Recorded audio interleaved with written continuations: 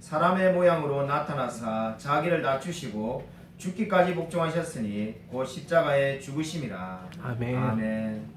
하나님 아버지 감사를 드립니다. 하나님께서 사람이 되시고 아기로 이 세상에 오신 것은 저와 우리 모든 성도들을 구원하기 위하신 줄로 믿습니다. 정말 하나님께서 사람이 되시고 정말 자신의 모든 것을 버리시고 이 땅에 오신 그 주님을 찬양드립니다. 하나님 참으로 정말 우리 마음 가운데에 오늘 성탄절을 맞이해서 정말 주님께 모든 영광과 감사를 올려드리기를 원합니다. 주님이 없었다면 우리는 결코 하나님을 믿을 수가 없었을 겁니다.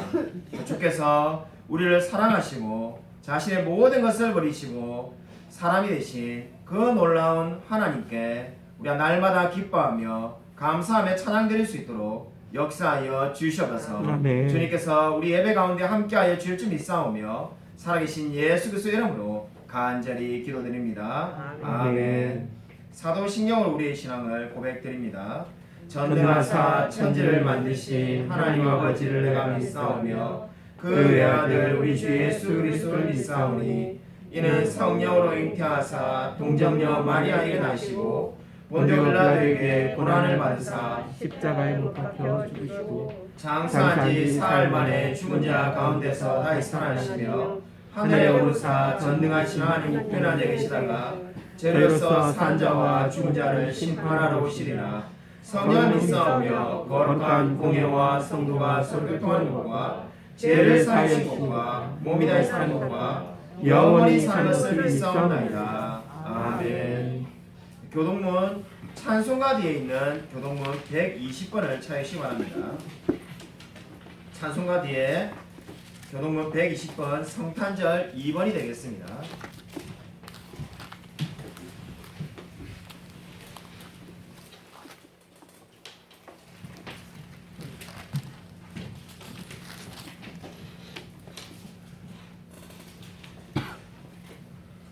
교동문 120번입니다. 찬송가 뒤에 성탄절 2번 120번 이제 제가 한 절 우리 성도님들이 한 절 교독하겠습니다. 찬송하리로다 주 이스라엘의 하나님이여 그 백성을 돌보사 속량하시며 우리를 위하여 구원의 불을 그 종 다윗의 집에 일으키셨으니 이것은 주께서 예로부터 거룩한 선지자의 입으로 말씀하신 바와 같이 우리 원수에게서와 우리를 미워하시는 모든 자의 손에서 구원하시는 일이라. 우리 조상을 긍휼히 여기시며 그 거룩한 언약을 기억하셨으니 곧 우리 조상 아브라함에게 하신 맹세라. 우리가 원수의 손에서 건지심을 받고 종신토록 주의 앞에서 성결과 의로 두려움이 없이 섬기게 하리라 하셨도다. 이는 우리 하나님의 긍휼로 인함이라. 이로써 돋는 해가 위로부터 우리에게 임하여 어둠과 죽음의 그늘에 앉은 자에게 비치고 우리 발을 평강의 길로 인도하시리로다. 그러므로 주께서 친히 징조를 너에게 주실 것이라. 보라 처녀가 잉태하여 아들을 낳을 것이요 그의 이름을 임마누엘이라 하리라. 아멘. 우리 다 함께 하셔서 찬송가 115장 함께 보시겠습니다.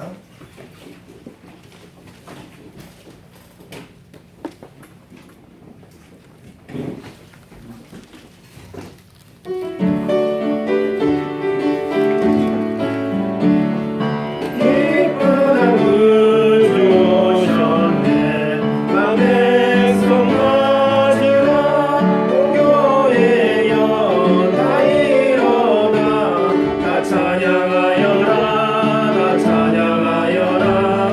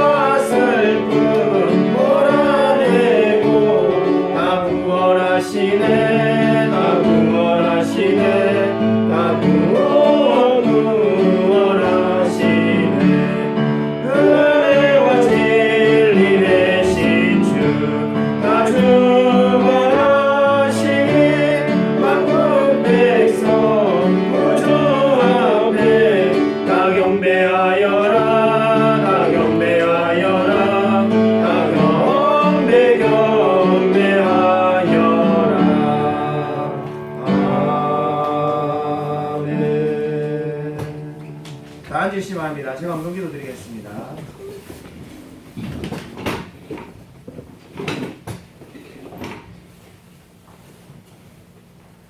하나님 아버지 감사를 드립니다. 죄로 인하여 죽을 수밖에 없으며 하나님 앞에 설 수 없는 우리를 위하여 하나님께서 사람이 되심을 감사를 드립니다. 오늘 우리가 성탄절을 맞이하여서 이 놀라운 성육신의 진리로 말미암아 늘 기뻐하며 감사하며 지낼 수 있도록 은혜 베풀어 주시옵소서. 우리가 이러한 신앙의 고백으로 하나님께 헌금을 드립니다.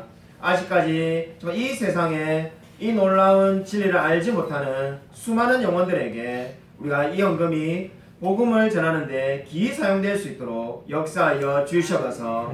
정말 아직까지 하나님을 알지 못하는 수많은 영혼들이 있습니다. 하나님만이 유일한 신이시며 하나님만이 우리의 모든 죄를 용서하실 수 있는 구원자이심을 고백드립니다. 정말 바라옵기는 정말 우리 수많은 영혼들이 이 놀라운 복음으로 말미암아 하나님을 믿을 수 있도록 은혜 베풀어 주시옵소서.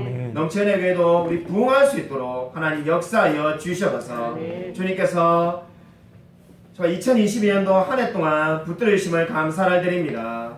2022년도 마지막 주일 예배인데 정말 주님께서 늘 함께하여 주셨음을 감사를 드립니다. 바라옵기는 내년에도 주님께서 정말 각절로 더 은혜를 베풀어 주시옵소서.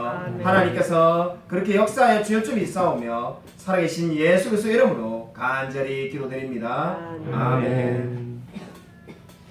네, 우리 옆에 있는 분들과 이렇게 인사하도록 하겠습니다. 우리 복된 성찬절 되기 바랍니다. 이렇게 한번 인사하도록 하겠습니다.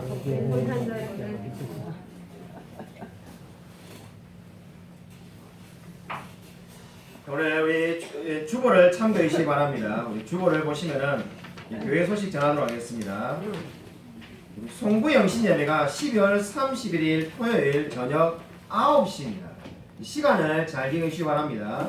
우리 원래 송구영신 예배가 한 11시, 11시 반 뭐 이렇게 해서 이제 새해까지 이렇게 드려야 되는데 그 다음 날이 주일이기 때문에 이 토요일 저녁 9시 드리는 것을 꼭 기억하시기 바랍니다.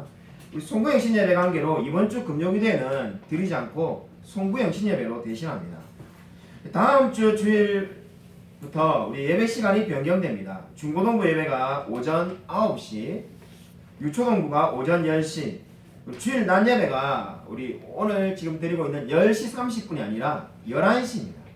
사실 광고를 아주 열심히 할 필요는 없다는 생각이 드는 게 그냥 이 시간에 오시면 그냥 일찍 오셔서 그냥 찬양하시면 됩니다. 그래서 그런 생각이 들긴 하는데 일단은 오전 11시라는 것을 꼭 기억하시기 바랍니다. 오늘은 수요일문답 강의와 순모임을 휴강합니다. 예배 마치고 식사를 하시고 크리스마스 성탄절 선물을 준비했습니다. 교회에서 하나씩 받아가시기 바랍니다. 중고등부 수련회 2023년 1월 9일부터 11일까지 세종시에서 있습니다. 꼭 참석해 주시기 바랍니다. 2023년 1분기 성경 필사는 창세기입니다. 들어오실 때 보면은 이 필사 노트가 쌓여 있는데 한 권씩 받아가시기 바랍니다. 우리 2022년도에 하던 그 필사 노트가 더 나오지 않아가지고 더 좋은 걸로 준비했으니까 받아가셔서 꼭 써주시면 좋겠습니다. 웨스민스터 신앙고백서 웨스민스터 소개문답 제42문 하도록 하겠습니다. 제가 문제를 읽고 여러분이 답을 하시면 됩니다. 십계명의 핵심은 무엇입니까? 십계명의 핵심은 우리의 마음과 영혼과 뜻을 다하여 하나님을 사랑하고 우리 이웃을 우리 자신처럼 사랑하는 것입니다. 아멘. 오늘 말씀을 듣기 전에 우리 특송이 있습니다. 우리 엄정수 목사님께서 나오셔서 특송해 주시겠습니다.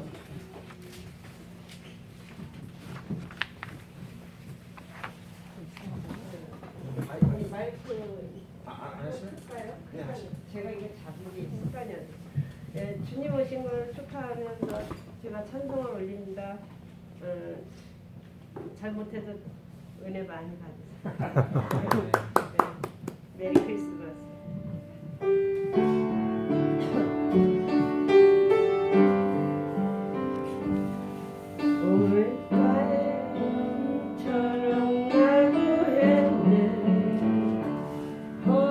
헛되고 헛된 것들로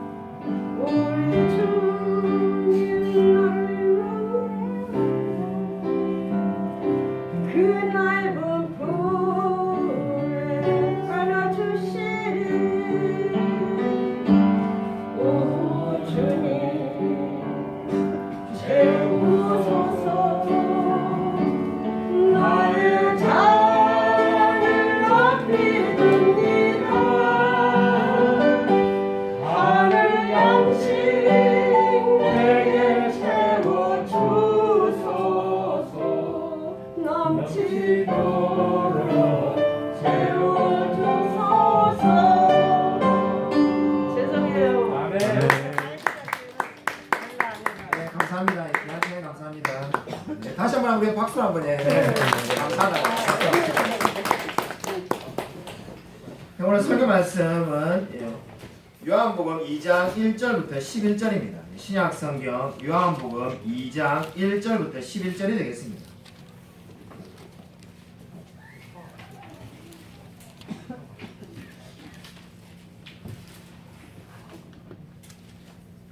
유아실이 어떻게 그 방송을 틀어드려야 될까요? 아무래도 이게 방송이 지금 안 나오고 있을 건데 방송을 틀어드릴까요?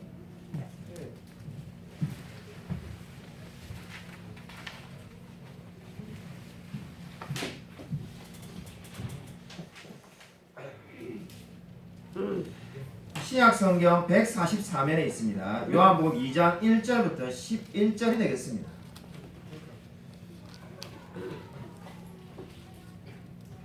제가 한 절, 성경들 한 절 교독하겠습니다. 사흘째 되던 날 갈릴리 가나에 혼례가 있어 예수의 어머니도 거기 계시고 예수와 그 제자들도 혼례의 청함을 받았더니 포도주가 떨어진지라 예수의 어머니가 예수에게 이르되 저들에게 포도주가 없다 하니 예수께서 이르시되 여자여 나와 무슨 상관이 있나이까 내 때가 아직 이르지 아니하였나이다. 그의 어머니가 하인들에게 이르되 너에게 무슨 말씀을 하시든지 그대로 하라 하니라. 거기에 유대인의 무리를 따라 두세 통 드는 돌항아리 6이 놓였는지라. 예수께서 그들에게 이르시되 항아리에 물을 채우라 하신즉 아기까지 채우니 이제는 떠서 연회장에게 갖다 주라 하시니 갖다 주었더니 연회장은 물로 된 포도주를 맛보고도 어디서 났는지 알지 못하되 물돈 하인들은 알더라. 연회장이 신랑을 불러 말하되 사람마다 먼저 좋은 포도주를 내고 취한 후에 낮은 것을 내거늘 그대는 지금까지 좋은 포도주를 두었도다 하니라.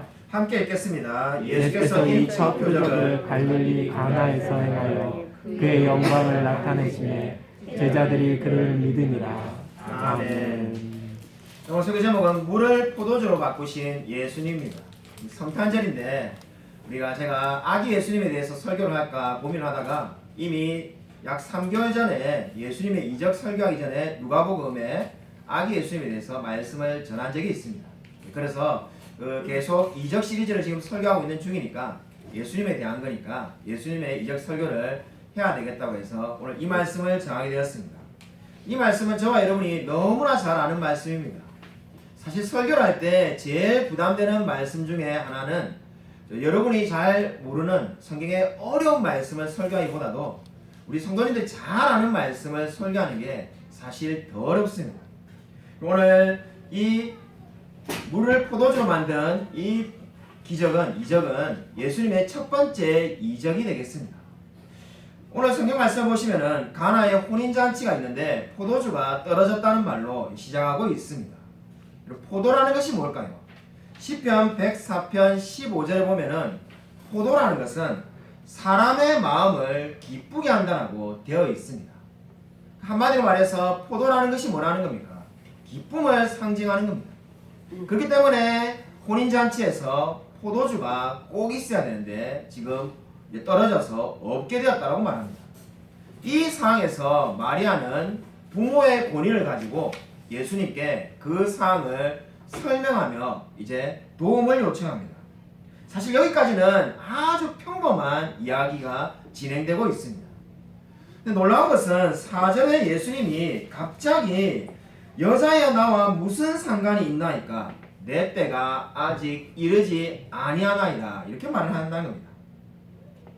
아마 성경을 읽는 대부분의 분들이 예수님께서 너무 어머니에게 무례하게 대답한 것이 아닌가 이런 생각을 가지게 됩니다. 아마 이 말씀을 잘 아는 분이라면은 여기서 말하는 여자가 이 높임을 말하는 말이라는 것을 다 알고 있을 겁니다. 네, 그렇게 말을 한다 할지라도 이 뉘앙스를 보면 어떻습니까? 여자여 나와 무슨 상관이 있나이까. 아무리 좋게 우리가 이해를 해도 이 말이 굉장히 거친 말로 들릴 수밖에 없습니다. 아마 오늘 지금 이 예배 오기 전에 아침에 만약에 여기 있는 우리 학생들이 어머니에게 엄마랑 나랑 무슨 상관이 있냐 이랬다면은 그죠? 오늘 아마 집에 가서 난리가 날 겁니다. 근데 지금 예수님의 말이 꼭 그런 것처럼 들립니다. 아니 예수님은 그죠? 교양이 없으신 건지 아니면 성격이 좀 안 좋은가 어떻게 이렇게 말을 할 수 있나 이런 생각이 우리가 들 수가 있습니다.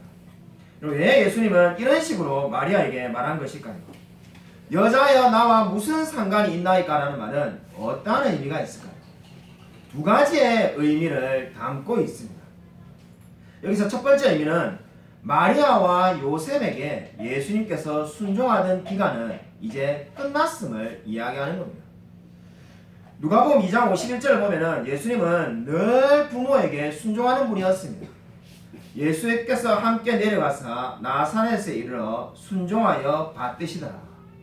어린 시절에 예수님에 대한 성경 말씀이 많지 않지만은 이 누가복음 2장 51절을 보면은 예수님은 늘 부모에게 순종하며 사셨던 분입니다. 근데 그 예수님께서 왜 지금 여자여 나와 무슨 상관이 있냐니까라고 말을 하는 겁니까? 이제 공생애가 시작되었기 때문입니다. 이제 예수님은 3년간의 공생애를 시작하셔야 하기 때문에 더 이상 마리아가 예수님에게 명령을 하려고 해서는 안 된다는 겁니다. 이제 예수님은 하나님께서 이 세상에 보내신 그 목적대로 공생애를 기간을 거치시고 십자가를 지게 될 겁니다. 그렇기 때문에 이제 자녀로서 부모를 따르는 그런 때가 아니라는 겁니다.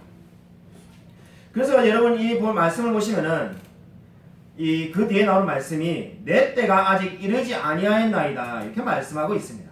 여기서 말하는 내 때는 인간의 의지를 따라야 될 때가 있다는 겁니다. 지금은 엄마의 말을 따라서 어머니 마리아의 말을 따를 때가 아니고 인간들이 하자는 대로 그대로 따라서 사람들의 요구 그대로 따라서 해야 될 때가 올 거라는 겁니다. 그때가 언제입니까? 바로 십자가를 지셔야 될 때입니다. 십자가를 지셔야 될 때가 오면은 예수님이 얼마든지 능력으로 그죠 그러한 것을 물리칠 수 있지만은 사람의 의지대로 사람의 요구대로 그때에는 십자가를 지셔야 된다는 겁니다. 근데 지금은 사람의 말을 따를 때가 아니라는 거죠. 그런데 이 말씀의 의미를 듣고 난 다음에 마리아는 어떻게 말합니까? 정말로 야 너가 어떻게 어머니에게 이렇게 말할 수가 있느냐 이렇게 말을 한 것이 아니라 하인들에게 말하여서 무슨 말씀을 하시는지 그대로 하라 이렇게 말하였습니다. 마리아는 예수님의 말씀을 그대로 다 받아들였습니다. 자신이 이제 예수님 위에 있는 자가 아니라 예수님의 말씀하시는 그대로 다 따르라고 하인에게 말을 하였습니다.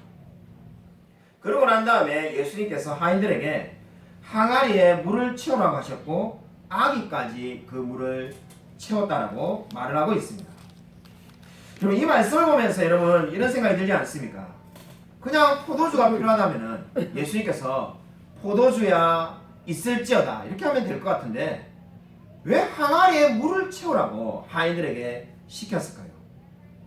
이 항아리에 물을 채우는 일이 왜 꼭 있어야 될까요? 성경을 읽으면서 제가 예전에 신학을 하기 전에 정말 많이 궁금했습니다. 왜 예수님은 이 하인들을 힘들게 할까? 큰 항아리에 물을 채우는 게 무슨 의미가 있을까? 항아리에 물을 채우라고 명령하신 이유는 두 가지의 의미가 있습니다. 첫 번째 의미는 항아리에 조금의 포도주도 남아있지 않다는 것을 증명하시기 위해서입니다. 그리고 항아리에 포도주가 없다는 것을 여러분 많은 사람들에게 그 하인들에게 알게 하기 위해서 물을 채우라고 하신 겁니다. 물이 있어야만이 포도주가 되는 게 절대로 아닙니다. 그래서 여러분 그냥 물로 가지고 뭔가 이렇게 포도를 넣는 게 아니라 그냥 물을 가지고 포도주를 만들 수 있는 사람은 이 세상에 아무도 없습니다. 그런데 예수님께서 물을 항아리에 담으라는 이유는 무엇입니까? 절대로 그 항아리 안에 포도주가 남아있지 않다는 것을 입증하시기 위해서였습니다.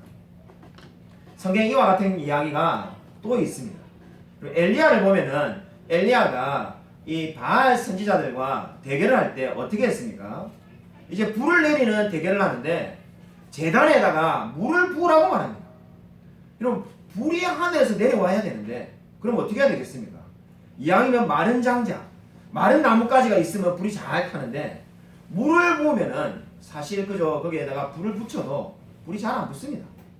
근데 엘리야는 오히려 반대로 물을 부으라고 하는데 성경을 보면은 3번이나 부어가지고 물이 차고 넘쳐서 도랑에까지 물이 흐른다라고 성경은 말합니다. 근데 그렇게 한 이유가 뭡니까? 절대로 불이 붙을 수 없는 상황을 만들어 놓고 시작하겠다는 겁니다. 하나님은 그러한 상황에서도 불을 내리실 수 있는 분이라는 것을 믿기에 아멘. 도무지 불이 붙지 않은 상황으로 만들고 난 다음에 불이 내리는 것을 우리가 성경을 통해서 알게 됩니다. 마찬가지로 예수님도 마찬가지였습니다. 항아리에 물을 아기까지 채워놓은 것은 뭡니까? 거기에는 그 어떠한 속임수도 없고 항아리 안에는 포도주가 전혀 없음을 나타내고 있습니다.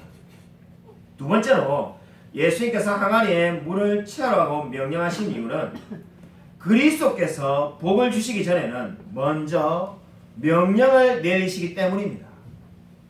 여러분 이 진리를 꼭 기억하시기 바랍니다. 첫 번째 물을 채우라는 이유보다도 더 중요한 이유가 두 번째 이유입니다.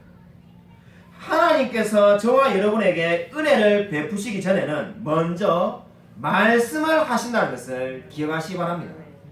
여러분 왜 예수님께서 항아리에 물을 채우라는 명령을 했습니까? 그런 것을 하인에게 하지 않아도 시키지 않아도 얼마든지 항아리에 포도주를 채울 수 있습니다. 그러나 그렇게 하신 이유는 그 사람들에게 그곳에 있는 사람들에게 복을 내리시고 싶으시기 때문이었습니다. 우리가 성경을 보십시오. 성경을 보시면 예수님께서 눈먼 사람에게 뭐라고 명령하십니까? 실로암 못에 가서 씻으라고 명령하지 않습니까? 그 자리에서 그냥 눈을 뜨게 해주셔도 되는데 실로암 못에 가서 씻으라고 말합니다. 우리가 얼마 전에 살펴봤던 손 마른 사람에게도 예수님께서 그냥 손을 펴주셔도 되는데 내 손을 펴라라고 명령을 내리십니다.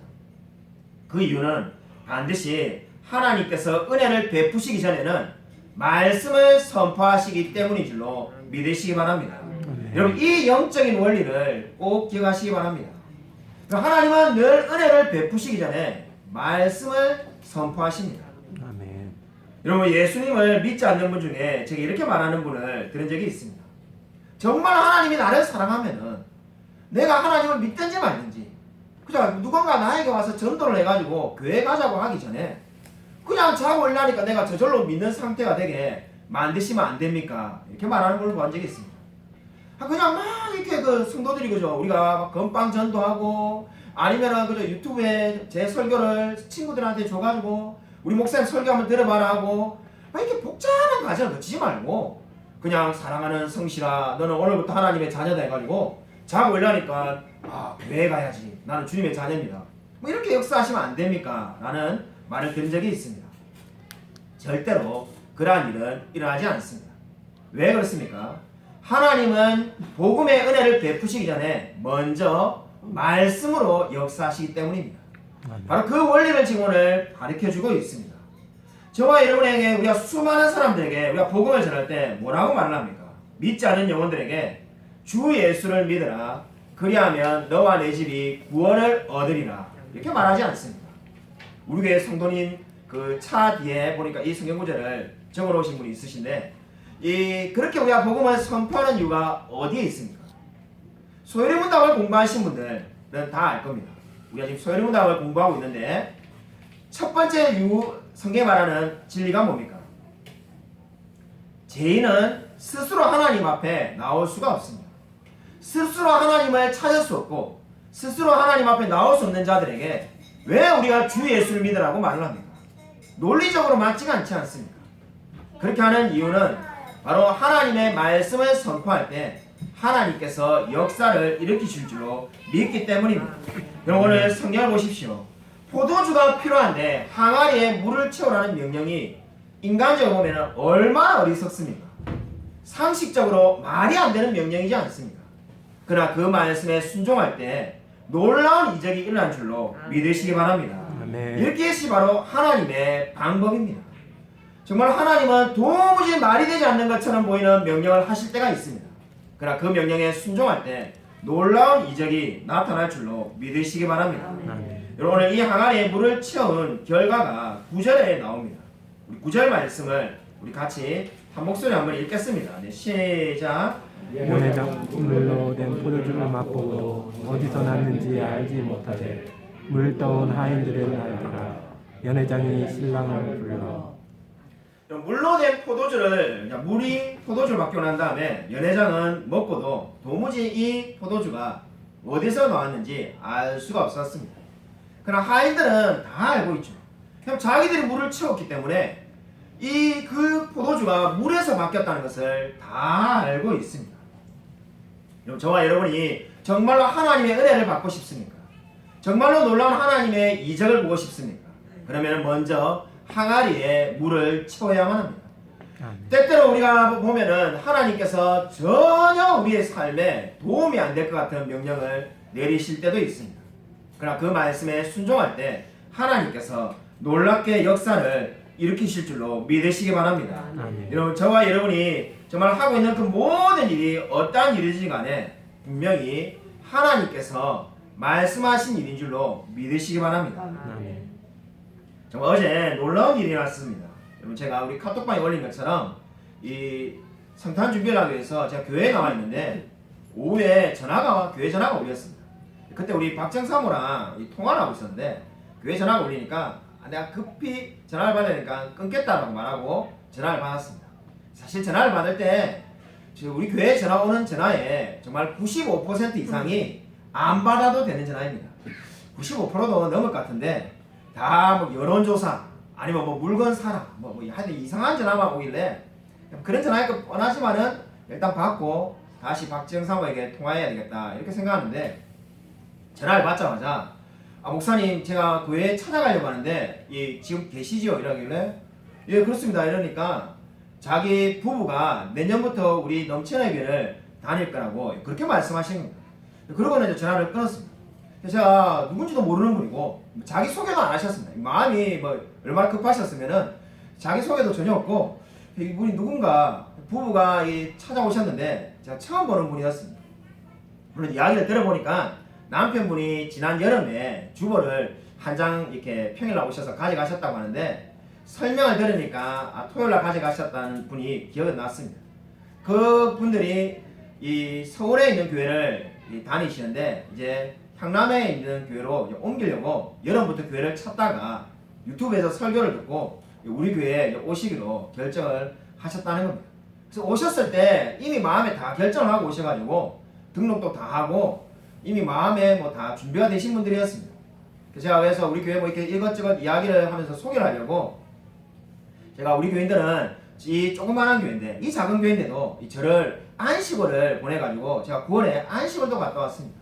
큰 교회 뭐 300명 500명 되는 교회 그런 교회 목사님들만 안식월을 갈 건데 저 같은 사람도 다 보내주신 정말로 좋은 교인들입니다 이렇게 말하니까 이 두 분이 놀랄 줄 알고 제가 그런 이야기를 했는데 그냥 덤덤하게 듣고 계신 거예요. 그래서 왜 그런가 했더만은 자기들이 이미 다 알고 있다는 거예요. 유튜브에 설교를 다 들으셔가지고 안식월 갔다 오셨다는 것도 다 알고 있다고 그렇게 말하였습니다. 제가 참 어제 이야기를 하면서 이 감동을 받았던 것이 이 자신들에게 우리 교회를 다니면은 무슨 유익이 있을까 이런 것을 이렇게 생각하는 것이 아니라 오시자마자 그 좀 이야기를 하고 난 다음에 하셨던 첫 마디가 우리가 무엇을 도우면 될까요? 우리가 무엇을 하면 될까요? 이렇게 말을 해가지고 제가 정말 감동을 받았습니다. 세상에 이런 분들이 다 있구나 이런 생각이 들어가지고 감동을 받았습니다. 참 정말로 그 두 분을 보고 난 다음에 그런 생각이 들었던 것이 개척하고 7년 동안 늘 드는 생각인데 다시 또 드는 생각이 정말로 목회는 하나님이 하시구나라는 생각을 가지게 되었습니다. 정말 누가 이렇게 우리가 전도를 해서 온 것도 아니고 아는 지인이 있어서 부른 것도 아니고 그냥 제발로 저게 이 바다마트 근처에 사시는데 저기 발안에 거기 있는 분이 정말로 이 유튜브 설교를 듣고 찾아오셨다는 것이 정말로 놀라웠습니다.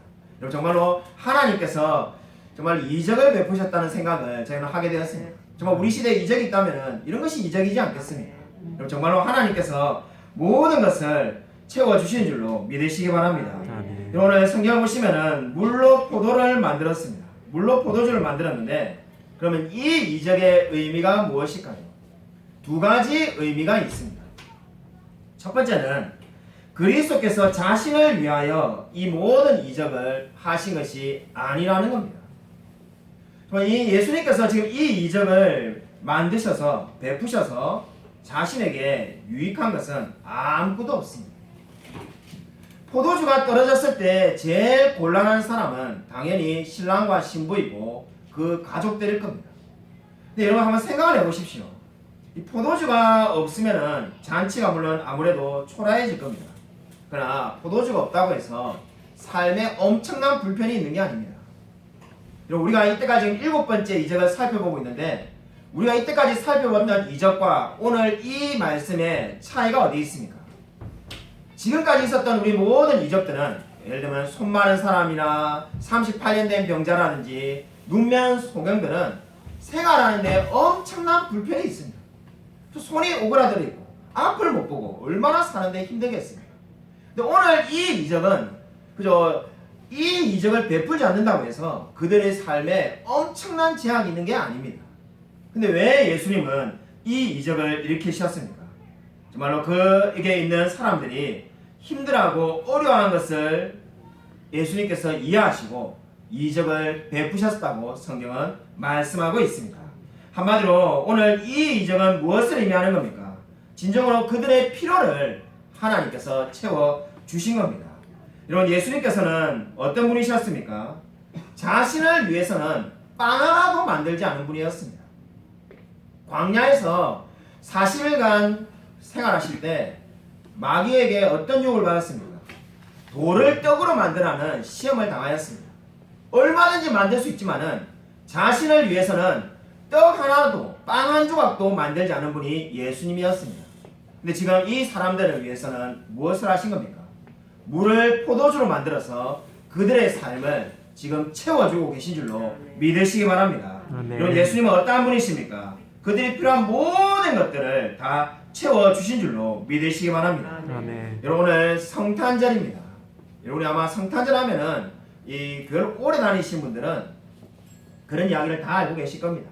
원래 성탄절은 태양신을 섬기는 자들의 날이었고 원래 예수님이 태어나신 날은 그저 언젠지는 모르지만은 여름 정도에 그저 태어나셨을 거고 뭐 이런 이야기들이 끝이 없이 많습니다. 그리고 메리라는 말도 원래는 이 마리아이기 때문에 이 마리아를 높이는 이야기인 것도 다 맞습니다. 그러나 그런 모든 것에서 불구하고 우리가 성탄절을 드려야 되는 이유가 어디에 있습니까? 제가 존경하는 이 정말로 살아있는 사람 중에 가장 성장하는 청교도들은 성탄절 예배를 드리지 않았습니다. 그들은 카톨릭에서 막 종교개혁을 했기 때문에 성탄절을 아예 예배를 안 드렸습니다. 실제로 여러분이 아마 주위를 찾아보면은 일부 개혁교회들은 성탄절 예배를 지금도 한국에 드리지 않는 교회가 있습니다.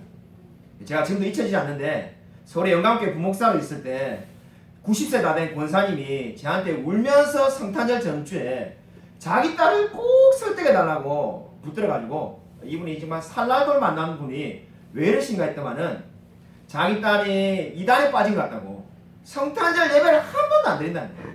그래서 알아보니까는 개혁교회를 주장해서 그 청교도들처럼 성탄절 예배를 드리지 않는 그러한 교회를 다니고 있었습니다. 제가 그 권사님에게 이단이 아니니까 걱정하지 않으셔도 된다고 했습니다. 그럼 우리는 왜 성탄절 예배를 드릴까요? 여러분 이 날짜에 대한 뭐 오해나 여러 가지 뭐 있지만은 주님이 오신 날을 우리가 기념하지 않을 수가 없습니다. 주님이 이 땅에 오시지 않았으면은 저와 여러분이 결코 구원을 받을 수가 없습니다. 여러분 이 성탄에 너무나 중요한 것은 바로 우리가 예수님을 믿지 않으면은 그 믿지 않는 모든 사람들은 지옥에 갈 수밖에 없다는 겁니다.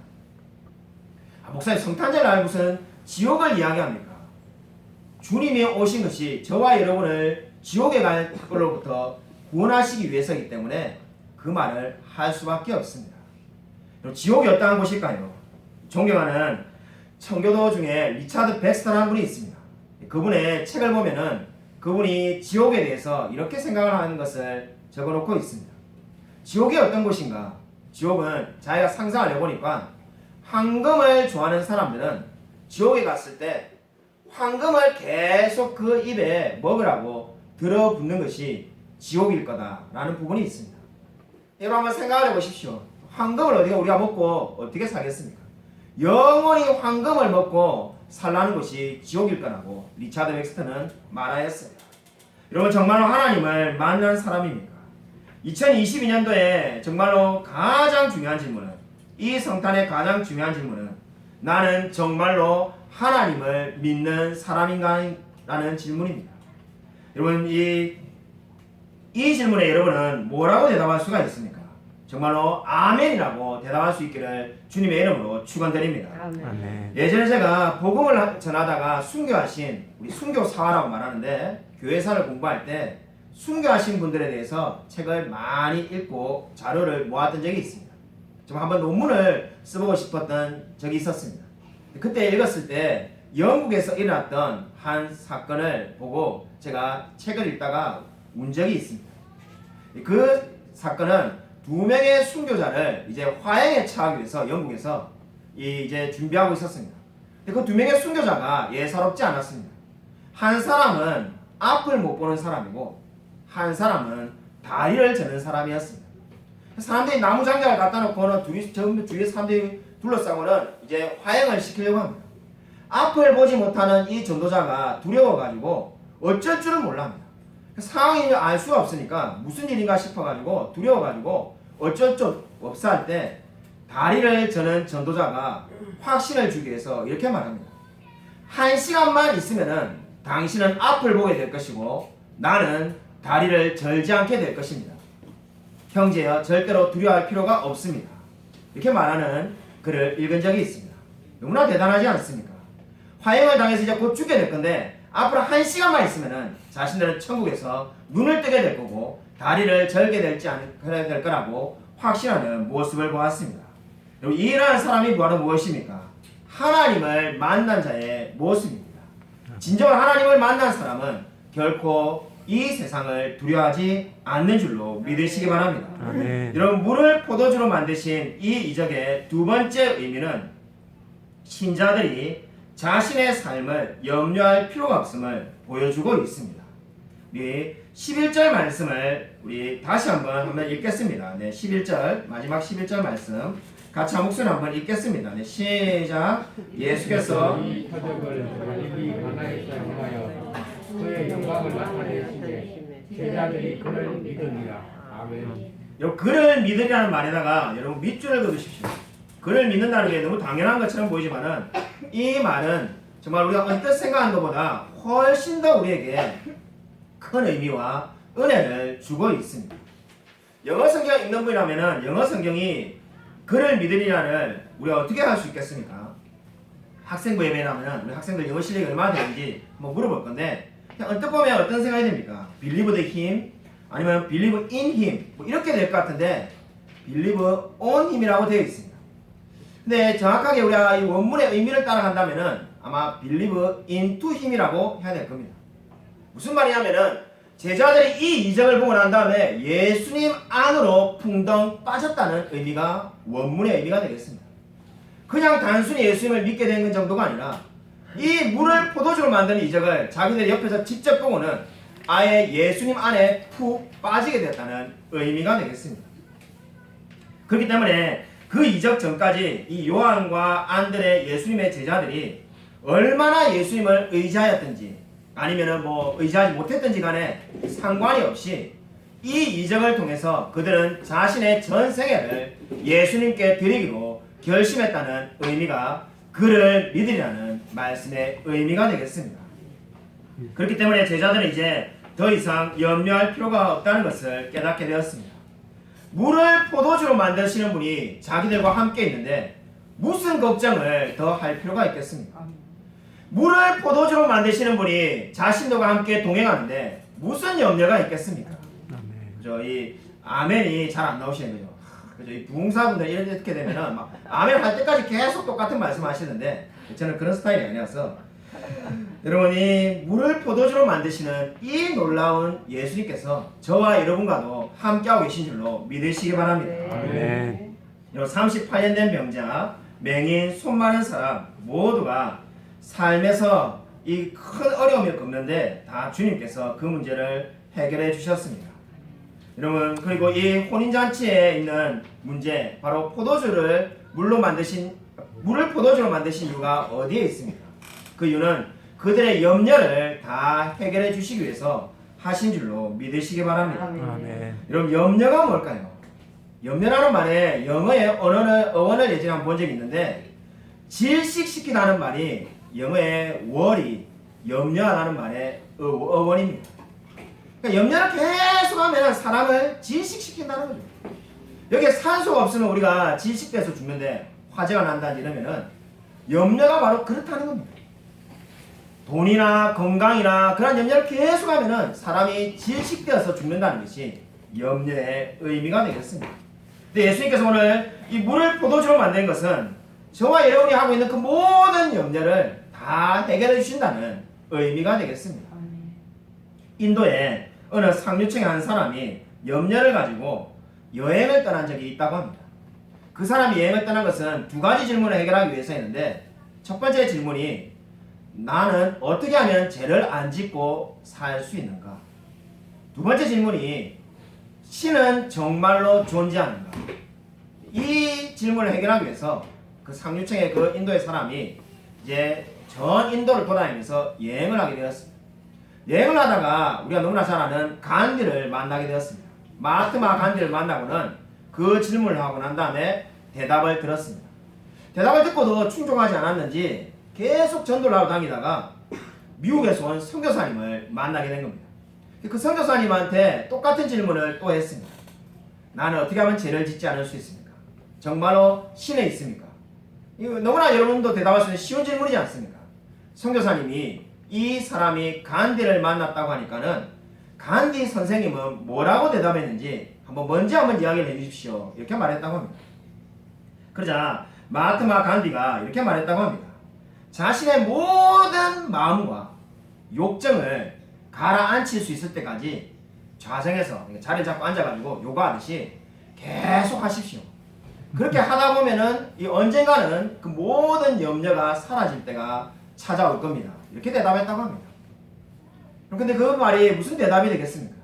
선교사님이 한마디로 핵심을 이렇게 찔러서 말을 했다고 합니다. 한마디로 즉각적인 대답은 없는 거네요. 오랜 시간 동안 앉아가지고 자정하고 묵상하고 이렇게 해야만이 언젠가 나중에 이제 해결이 될 거라는 거 아닙니까? 근데 지금 염려하고 있는데, 지금 고민하고 있는데, 지금 내가 괴로운데 지금의 대답은 없는 거 아닙니까? 그러니까 이분이 놀래가지고 선교사님은 지금에 무슨 대답이 있습니까? 있습니다. 지금 오늘 이 순간이라도 예수님을 영접한다면은 당신의 모든 문제를 주님께서 대신 지실 줄로 믿으시기 바랍니다. 내 모든 죄를 주의 등 뒤에 던지셨나이다. 이사야 38장 17절 말씀처럼 정말 우리가 지금 이 순간에도 하나님을 믿기만 한다면은 나의 모든 죄와 나의 모든 문제를 주님께서 다 해결하여 주실 줄로 믿으시기 바랍니다. 여러분, 이 세상에 수많은 종교가 있습니다. 불교도 있고 힌두교도 있고 이슬람도 있습니다. 그러한 종교와 기독교의 차이가 뭘까요? 4월 초팔일에는 불교가 석가탄신을 하고 성탄절은 12월에 있고 이게 차이점이 아닙니다. 결정적인 차이는 바로 우리 간디의 대답과 선교사님의 대답의 차이와 마찬가지입니다. 즉각적인 대답을 지금 할 수 있냐는 겁니다. 나중에 언젠가 될 거라는 그것을 말하는 게 아니라 지금 이 순간에라도 하나님을 믿으면은 모든 문제가 해결될 줄로 믿으시기 바랍니다. 여러분, 제 주위에 계속해서 하나님께로 가는 소천하는 분의 소식이 들리고 있습니다. 지난주에도 우리 합신의 우리 수원노회 카톡방에, 단체 카톡방에 또 한 분의 목사님이 캐나다에서 돌아가셨다는 소식을 듣게 되었습니다. 처음에 제가 모르는 분이라서 그런갑다 이렇게 있는데 제가 순간적으로 딱 멈칫했던 부분이 있습니다. 합신 15회 목사님이 돌아가셨다는 겁니다. 제가 24회인데 딱 글을 보다가 내보다 고작 9년 선배인데 내가 만약에 9년 뒤에 죽는다 이런 생각 한 번도 안 하고 사는데 야 이게 정말로 이 죽음이 멀리 있는 게 아니구나 라는 생각을 하게 되었습니다. 그러다 보니까는 여러분 프린트물에 적어놓지 않았는데 한 구절 말씀이 저절로 떠오르더라고요. 사무엘상 20장 3절에 맹세컨대 나와 죽음 사이는 한 걸음 뿐이니라. 나와 죽음 사이가 한 걸음 뿐이라는 거죠. 나하고 죽음은 멀리 있을 거라는 생각을 우리가 은연중에 하지 않습니까? 아마 여기 있는 특히 어린 학생들은 죽는다는 단어는 아예 생각도 하지 않고 그죠? 죽는다는 거는 아마 가끔 우리 부모님이 죽으면 어떻게 할까 이런 생각을 해도 아마 본인이 죽는다는 것은 생각도 안 할 겁니다. 근데 그 죽음과 나와의 거리가 한 걸음밖에 차이 나지 않는다라고 사무엘상 20장 3절에 고백하고 있습니다. 여러분 저와 여러분이 정말로 살 수 있는 날이 얼마인지 모릅니다. 여러분 시편 90편 12절을 우리가 한번 읽도록 하겠습니다. 시편 90편 12절 프린트물에 있습니다. 한번 같이 한 목소리 읽겠습니다. 네, 시작. 우리에게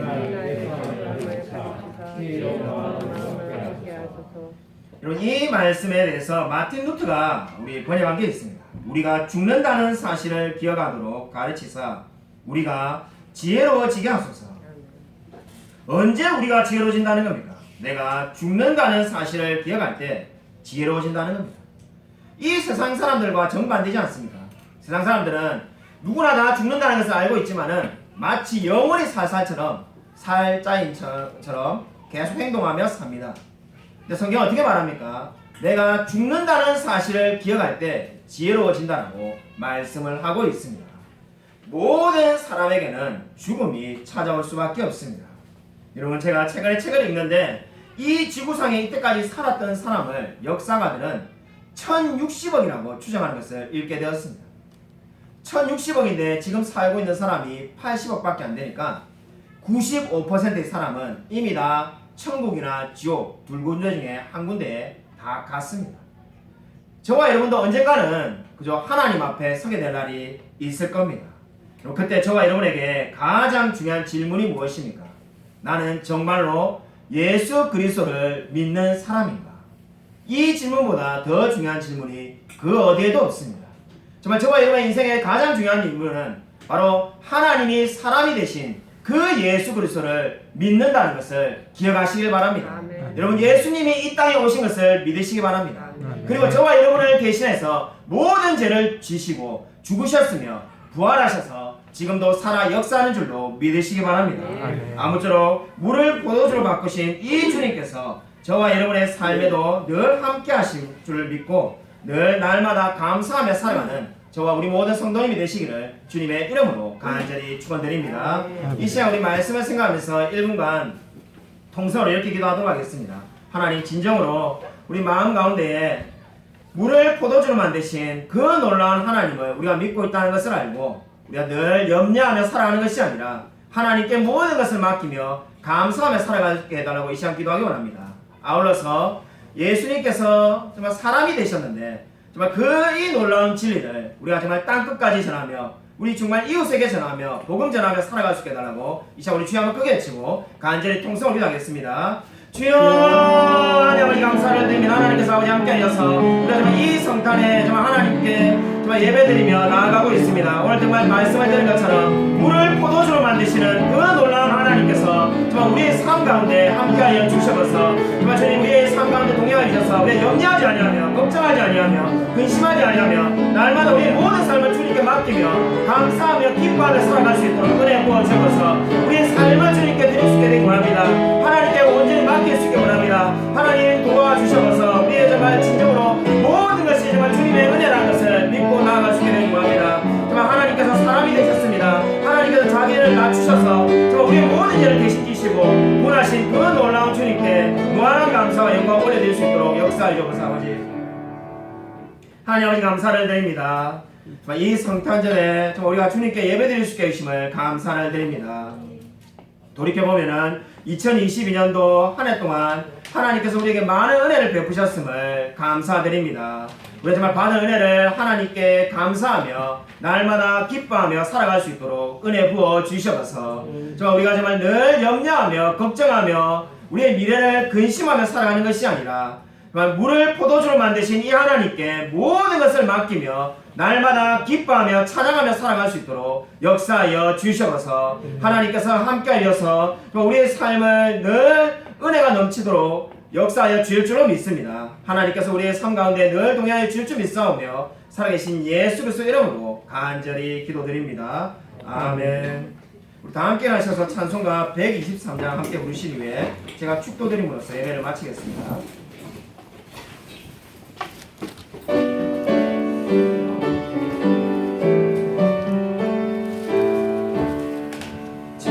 저들 밖에 한밤중에 양금에 자던 목자들 천사들이 전하여 주 다시 소식 들었네. 노예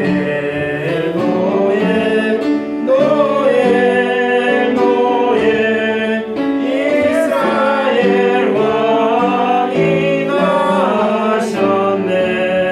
저 동방에 별 하나가 이상한 빛을 비추어 이 땅 위에 큰 영광이 나타날 징조 보였네. 노예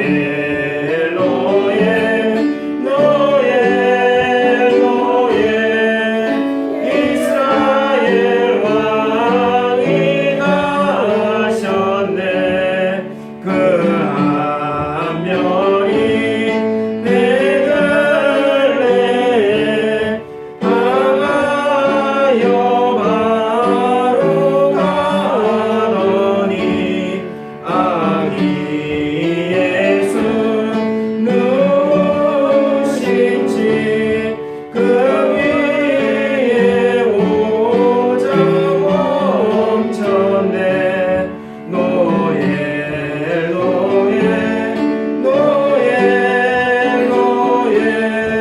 이스라엘 왕이 나셨네. 저 동방의 박사들이 새 아기 보고 절하고 그 보배야 다 열어서 세 가지 예물 드렸네. 노예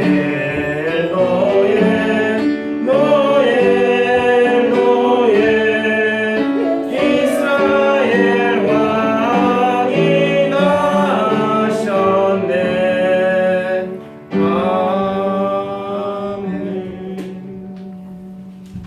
이제는 주 예수 그리스도의 은혜와 하나님의 사랑과 성령의 교통하심이 하나님께서 사람이 되시고 우리의 모든 죄를 지시고 십자가를 지셨으며 부활하시고 지금도 승천하셔서 우리와 함께 동행하시는 그 예수 그리스도의 무한한 사랑과 은혜를 날마다 전파하며 살아가기로 다짐하는 이 자리에 있는 성도들과 동영상 예배드린 모든 성도들 머리 위에 지금부터 영원 동안 함께 있을지어다. 아멘.